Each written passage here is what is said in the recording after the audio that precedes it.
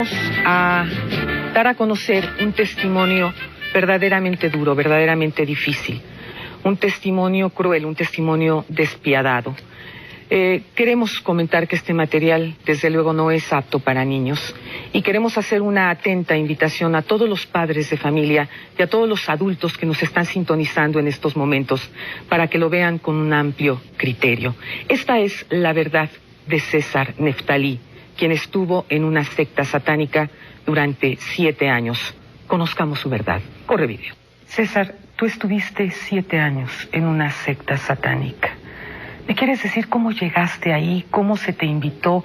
¿Cómo fue que participaste, tomaste la decisión de entrar a ella? Bueno, la circunstancia por la cual me orilló a ingresar a una secta satánica de niños, que eran de los 11 años a los 16 años aproximadamente, fue porque yo provengo de un matrimonio de mis padres divorciados. Fui violado desde los 5 años. Y por falta de amor, por falta de cariño, por falta de comprensión por parte de mi papá, que es el que tengo todavía en vida, él pues nunca nos brindó amor. Y llegó una persona fuera de la escuela, de la secundaria donde yo estudiaba. En esta escuela él se paraba siempre en la esquina. Y llegó un momento en el cual yo siempre me creé padres ficticios. Veía mucho las películas y a través de las películas los padres amorosos para mí eran mis papás de televisión. Llegó el momento en el cual yo, pues era tanta mi necesidad de amor que, pues, esta persona que estaba fuera de la escuela, yo salgo antes de clases, él me llama y me acerco a él y él me dice que era un maestro y que me iba a enseñar a ser el mejor de la escuela. Y cuando yo me acerco a él, lo que a mí me atrajo de este señor fue de que a mí me sorprendió que me habló por mi nombre, me dijo los problemas que yo tenía, por lo que yo estaba pasando, y eso a mí me sorprendió. Pero lo que pasó es que él me dijo: hijo, yo te voy a enseñar a ser el mejor de la escuela. Y esta palabrita de hijo a mí llenó mi corazón, mi vida en ese momento. ¿Cuántos años tenías entonces? Yo iba a cumplir 12 años, tenía yo 11 años y medio, porque yo desde los 5 años ingresé a la primaria. Y pues me llevó a su casa, hablándome siempre en el camino de hijo, mira hijo, y entonces esa palabrita yo me agarré de ahí, y yo al verlo yo decía que era mi papá de mis sueños. Y pues era un engaño, pero yo caí en ese engaño.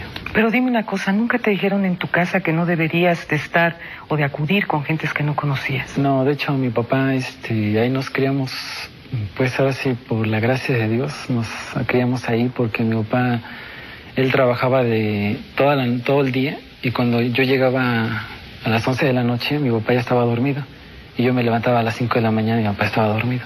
Y todos los días de lunes a domingo, y nunca tuve un contacto con mi papá en cuestión de comunicación. Esta persona dices que te llevó a su casa a través de engaños, a través de mentiras. ¿Qué encontraste en esa casa? En esta casa él tiene una mansión grandísima. En esta ciudad tiene una mansión muy bonita, pues ahora sí muy atractiva para el quien llega a ese lugar. Tiene una biblioteca tremenda de libros negros. Muchos son en lenguajes que yo no entendía. Algunos que estaban en inglés decía Satán, Satanic, que pues yo dije, pues esto quiere decir Satanás o satánico. ¿No te dio miedo en ese momento? No, solamente veía, dije, un libro nada más. Pero había muchos libros, habían estatuas de barro negro, como simulando demonios. Y pues a mí me impactó la casa. La primera impresión que yo tuve es que me agradó la casa quizá por lo espeluznante que estaba, pero yo dije, wow, qué casa. ¿Qué pasó en esa primera reunión con él? En esa primera reunión él me revisó mis cuadernos. Yo me sentí a gusto porque eso nunca lo había hecho a mi papá. Revisó mis cuadernos, empezó a leer conmigo, me abrazó y pues me empezó a dar un cariño como de padre. Quizá fingido, engañoso, pero en ese momento yo estaba pues cegado con el cariño que me estaba dando en ese momento. Y recuerdo que durante una plática que yo tuve con él en un momento se levantó y me dijo, permíteme, ahorita regreso. Y cuando él regresó, él traía un frasco de sangre. Y cuando ¿Sangre? Era sangre, porque hasta venía con coágulos. Cuando él lo destapa, me dice, esto te lo vas a beber. Entonces cuando yo me acerco el frasco a mi boca, el olor era pues como a carne podrida, o sea, el olor era horrible. Entonces yo al olerlo, yo quise vomitar. Entonces yo trato de pues decirle que no quería tomar eso, entonces él entra con amenazas. Dice, si tú no te tomas esto, yo voy a actuar de otra manera con tu papá. Me dio el nombre de mi papá, dónde vivíamos, de mi hermano, de dónde estudiaba.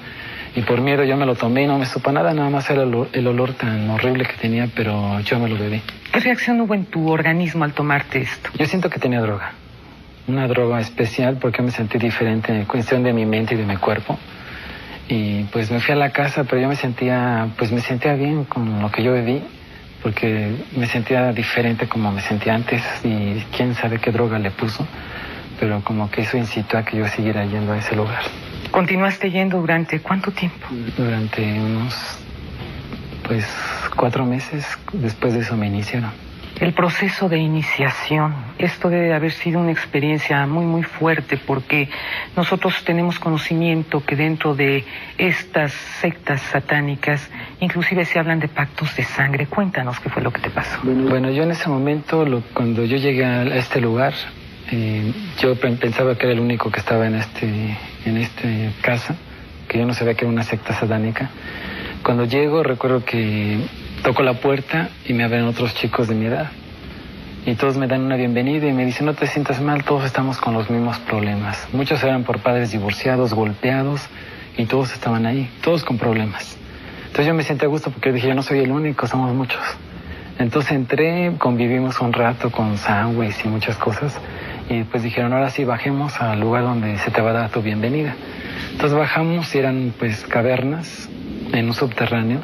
Y recuerdo que habían 3 cuevas, y en una de esas cuevas entramos y había una mesa muy grande, redonda, con muchos símbolos que yo no desconocía. Después supe, eran satánicos. Y recuerdo que me quisieron desnudar y yo me opuse, pero me dijeron que era parte de mi bienvenida. Entonces me desnudaron, me amarraron a esta mesa de los tobillos abiertos y de mis muñecas con unos grilletes, con cadenas. Entonces trajeron varios animales, fueron sacrificados arriba de mí para batirme todo mi cuerpo con la sangre de ellos. Y trajeron especialmente niños, en el cual fueron sacrificados y toda la sangre seguía siendo batida sobre mi cuerpo. A ver, permíteme un segundo y déjame interrumpirte. Hablas de niños. ¿Niños de qué edad? Pues eran de 10. Bebés recién nacidos.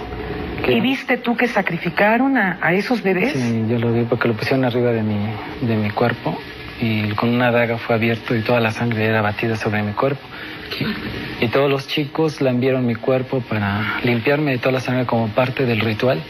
Y el corazón del niño fue extirpado y todo lo tuvimos que comer, darle una mordida como parte de la iniciación para que yo perteneciera a este grupo satánico. Digamos que de alguna manera, casi blasfemando, sería la representación de lo que fue la última cena. Exactamente, ahí se hace la cena, pero para Satanás. ¡Qué barbaridad! Pero con el corazón de un niño. Este tipo de situaciones de asesinatos de niños, es decir, aquí estamos hablando de una serie de elementos muy importantes. Estamos hablando de asesinatos, estamos hablando de utilización de drogas, estamos hablando evidentemente de pactos de tipo satánico. ¿Algún pacto de sangre viviste tú en lo personal con ellos? Sí, de hecho cuando pasó esta iniciación trajeron un aparato con el que hacen la transfusión de sangre. Entonces a mí me inyectaron en mi mano y siento que me inyectaron mal porque me la dejaron mal, marcada, con morado. Entonces el sacerdote me pasa de su sangre. ¿El sacerdote satánico? Satánico, porque mi sangre era compatible con la de él, porque soy RH negativo. Entonces cuando yo le paso de mi sangre me hace repetir que yo entregué mi alma, mi vida y todo mi ser a Satanás por siempre, y que si yo rompía este pacto, dependía mi familia y mi vida. ¿A cambio de qué hiciste esta promesa? A cambio de amor. Yo lo hice. A cambio de amor. Si tú rompías esta promesa, iban de por medio la seguridad y la vida tuya y de tu familia. De mi familia. Qué barbaridad. Se habla mucho también que en estas sectas hay una enorme cantidad de orgías, ¿es cierto eso? Sí, de hecho practicaban orgías entre ellos, practicaban orgías de gente de fuera, porque hay muchas diferentes sectas satánicas de homosexuales, de lesbianas, de matrimonios, de niños. Y de hecho México está considerado como el 10º lugar en satanismo a nivel mundial, que está arriba de Estados Unidos. Arriba de Estados Unidos. En estas prácticas, en estas orgías a las que tú te refieres, ¿quiénes participaban? Pues los sacerdotes de ahí, de la secta, sacerdotes satánicos, los chicos que estaban ahí. Yo tuve acceso a ciertas orgías porque era por niveles. Yo empecé en el nivel básico, luego en el intermedio y el avanzado, ya jamás no llegué a ese nivel, pero yo vi orgías en el cual chicos, niños, eran mutilados, eran maltratados en sus partes genitales, eran clavados en cráneos, en cuernos de carneros, de pues esqueletos, en sus partes, hasta que se desangraban, y ellos drogados porque no se acordaban de lo que estaban haciendo. A ver, explícame esto. El hecho de que digas que son lastimados en sus partes con cuernos, con cráneos, ¿me lo podrías explicar de una manera más clara? Sí, de hecho había un cráneo de un carnero, entonces los cuernos, uno de los chicos entraba en una como posesión entre la droga y todo el ritual que se estaba realizando, entonces ellos empezaban a danzar alrededor del cráneo, varios chicos se desnudaban y pues el que caía más poseído se incrustaba en su ano el cuerno hasta que se desangraba. ¿Qué tipo de comida, qué tipo de bebida, qué era lo que ingerían durante este tipo de ritos satánicos, César? Mandaban a chicos avanzados a hospitales clandestinos de México y de otros estados, en el cual se recolectaban abortos. Estos abortos eran llevados a la secta donde estábamos nosotros y eran molidos en unas máquinas que molían los huesos con la carne y le echaban droga, le echaban espermas de animales, espermas de hombres, y eso lo teníamos que ingerir como parte de un ritual. Ante esta situación, en ese momento no te dabas cuenta de todo lo que estaba pasando, ¿no? Yo sí tuve miedo, pero sinceramente yo me cegué en el amor de este Señor y pues yo decía, yo estoy haciendo estoy viendo mucha sangre, crímenes de niños inocentes, prácticas que eran asquerosas, pero que yo tenía que participar de esto, porque a nosotros nos estaban amenazando los chavos avanzados que si yo decía algo de lo que sucedía ahí, pues me veía muy mal. ¿Qué era lo que les enseñaban a ustedes en estas sectas satánicas? ¿Qué tipo de prácticas, qué tipo de educación, por llamarla de alguna manera, les daban? Ahí nos enseñaban mucho en cuestión de materias de escuela, porque ellos nos decían que tenemos que ser los mejores de la escuela. Yo salí con promedios de 9 y 10 en la secundaria, en el CCH, pues fui uno de los mejores alumnos, y eso nos tenían siempre de que debemos de ser los mejores en todo. Nos enseñaron mucho satanismo, todas las ramas del satanismo como brujería, hechicería, santería, bueno, todo lo que... Santería. Todo lo que se refiere a satanismo. Nos enseñaban acerca del vudú y otras de prácticas en otros países como Brasil, Haití, África. Y recuerdo que nos enseñaban mucho estas enseñanzas de todo lo que es ocultismo, de telepatía, de telequinesis, pues estar preparados en todas las áreas que pues al final de cuentas todo hacen en el satanismo. ¿Recibían algún tipo de enseñanza física? ¿Algún tipo de ejercicios, en fin? Nos enseñaban artes marciales, pero como callejera, con cadenas, boxers, porque en cada movimiento de las artes marciales representa una kata, y cada kata representa un símbolo de un animal. Y este símbolo representa también una simbología en el cual, al unir un ejercicio de katas, representa una invocación a un dios, que es un dios pagano, y que este dios es Satanás. Entonces todo esto nos enseñaban ahí en la secta, de que todo lo que hacíamos era para alabar a Satanás en todas las áreas, tanto físico como mental y espiritual. En este momento en que estás dando tu testimonio a todo el país, ¿no te da miedo a las repercusiones o a las venganzas que puedan tener hacia ti? No, tuve muchas represalias, muchos ataques, golpes seguidos, golpizas que me dieron amedrentándome a mí y a mi familia, pero yo creí en Dios y Dios me protege hasta ahorita. Dime una cosa, ¿en qué momento, después de estar tantos años en esta secta, en qué momento te llega la luz divina para decir, quiero cambiar de vida, quiero acercarme a Dios nuestro Señor? Yo cuando empiezo a querer saber de Dios, fue porque en un congreso satánico vinieron diferentes partes del mundo a este congreso. ¿De qué año estamos hablando? Estamos hablando de 1977. Y en este congreso recuerdo que un sacerdote satánico de Argentina se levantó y tomó el micrófono y dijo unas palabras que a mí me impactaron. Dijo, ¿cuántos creen que Satanás es poderoso? Y todos gritan con gritos tremendos y aplauden y todo. Y de repente dijo esto, ¿cuántos creen? Pero hay un todopoderoso. y un silencio tremendo en el lugar. Y dijo este sacerdote satánico de Argentina: ese todopoderoso es Cristo Jesús. Entonces yo dije, bueno, si yo estoy con el poderoso, yo quiero conocer ese todopoderoso. Entonces empezó mi ansia de buscar de ese todopoderoso que era Jesucristo. Y pues quise escaparme, quise buscar por medio de libros. Allá nos leían la Biblia, pero también nos confundían con la Biblia satánica. Y pues cosas que pues yo quería saber, pero no tenía quien me enseñara, quien me ayudara a salir de ese lugar por miedo o sea, que tentaran contra mi vida y la de mi familia. ¿Qué pasaba mientras con tu familia? ¿No estaban ellos enterados de lo que tú estabas viviendo, siendo una criatura tan pequeña? No, de hecho mi papá nunca, yo salía en la madrugada y mi papá a veces se daba cuenta y me decía, ¿dónde vas? Le digo, voy a caminar. Me decía, nada más cuídate. Pero nunca me dijo, ¿por qué llegas tan tarde? Decía, mi papá nos dio mucha libertad, pues nada más que libertad, libertinaje. A mí más que nada porque mi hermano era más reservado, pero algo que a mí me dolió mucho fue que yo rompí el pacto y ante esto atentaron contra un familiar mío. ¿Qué fue lo que pasó? A nosotros nos marcaban en el cuerpo con unas marcas con el 666, que pues hoy en día se han hecho muchas películas con esto del anticristo, que tiene el 666. Entonces a nosotros nos marcaban con esto en el cuerpo. Yo me pusieron una marca en mi hombro derecho. Y recuerdo que cuando me iban a poner la segunda marca en mi espalda, yo dije, yo no aguanto esa marca porque era como un animal al rojo vivo con un fierro. Entonces yo me escapo a Nuevo Laredo y en lugar de irme a Estados Unidos, yo iba de retache y iba caminando en la carretera Saltillo.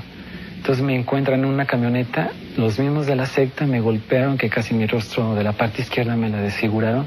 Entonces me regresan a la secta, me bajan al subterráneo y tenían a una persona adulta desnuda. Entonces cuando yo me fijo bien en esa persona, yo veo que es una mujer por su forma que tenía. Entonces yo pensé que iban a hacer un ritual, un sacrificio como el que hacían ahí, pues en ese lugar. Ajá. Entonces me acercan a esta persona y esta persona era mi mamá.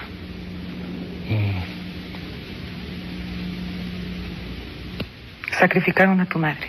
Sí. ¿Presenciaste ese sacrificio? Sí, para mí antes era muy doloroso porque yo tenía 9 años de no verla. Yo pensé que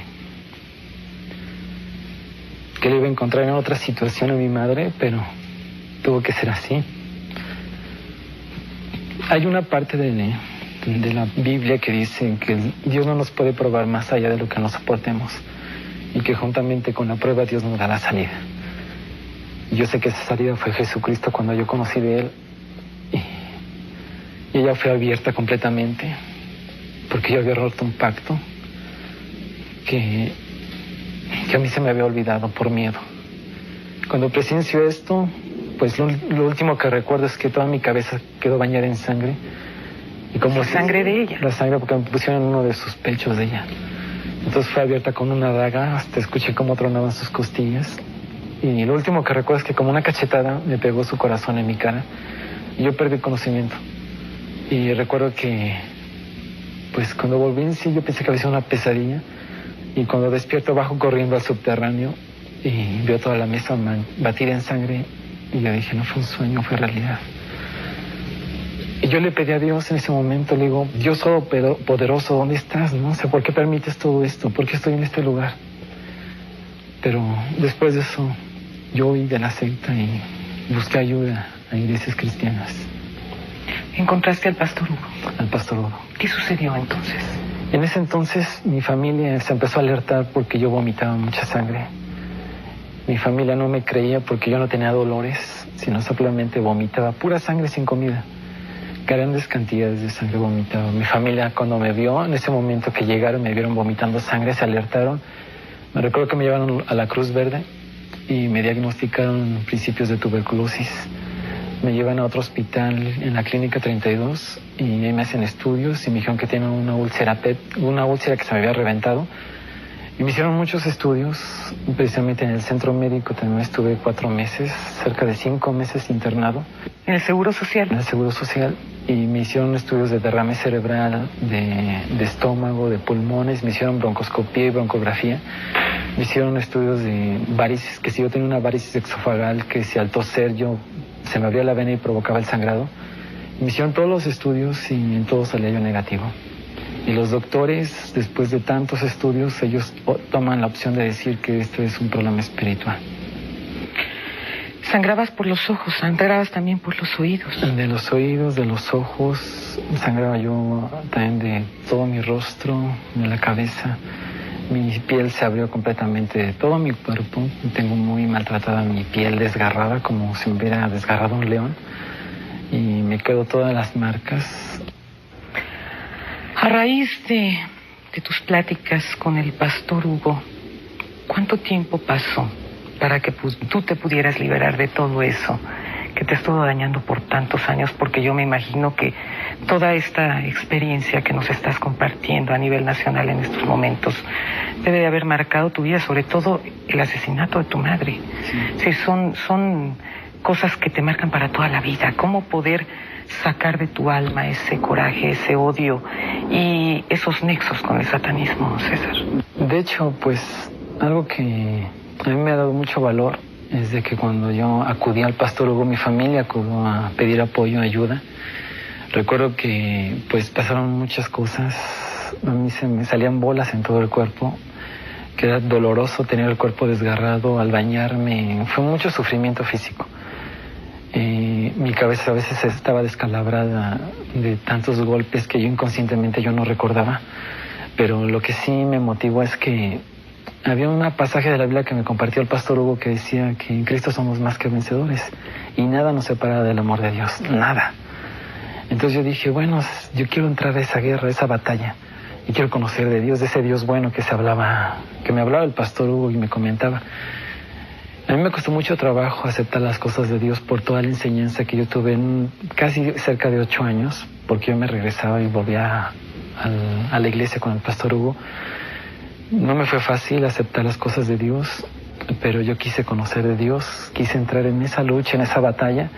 Y en esa batalla, pues yo recuerdo que cuando empecé a entrar en eso, pues hubo más ataques, porque a mí me golpeaban casi, en la semana estamos hablando de 3 veces a la semana, me golpeaban, me pateaban, golpeaban todo mi rostro y todo mi cuerpo. Pero aún así, no ese dolor, yo quise seguir adelante, quise seguir buscando ese todopoderoso que me habían hablado. Y pues el Señor me dio la libertad, gracias a Dios.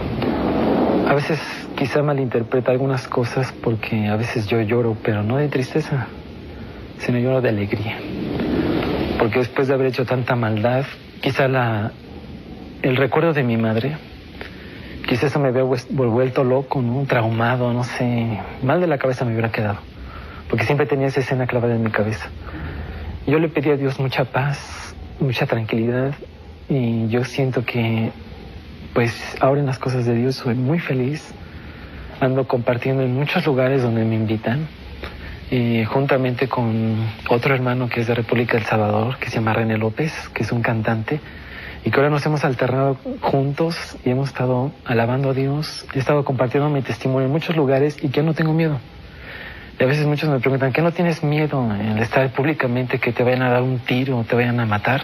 Digo, no, porque yo sé quién confío, y es en Dios, y Dios es el que me protege. Y hasta ahorita, gracias a Dios, estoy vivo por la misericordia de Él.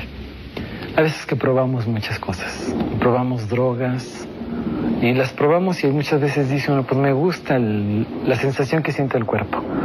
Prueban alcohol y se hacen alcohólicos, y caen en una enfermedad que a veces es difícil de salir de ella. Jóvenes que se escapan de sus hogares, que se meten a pandillas y que empiezan hasta asesinar a otros jóvenes.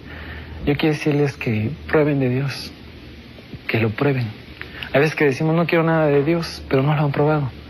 Yo lo probé, hasta ahorita ha sido un manjar a mi vida. Yo siempre les digo a los jóvenes, a veces que tienen a sus papás y se nos olvida a veces darles un fuerte abrazo y decirles cuánto lo queremos. Y lo mismo a los papás, tienen a sus hijos, y a veces que se les olvida darles un abrazo a sus hijos y decirles cuánto lo quieren. A veces que gente extraña viene a robar lo que les corresponde. Yo quiero decirles a esos jóvenes que busquen de Dios en donde sea, pero que busquen a Dios.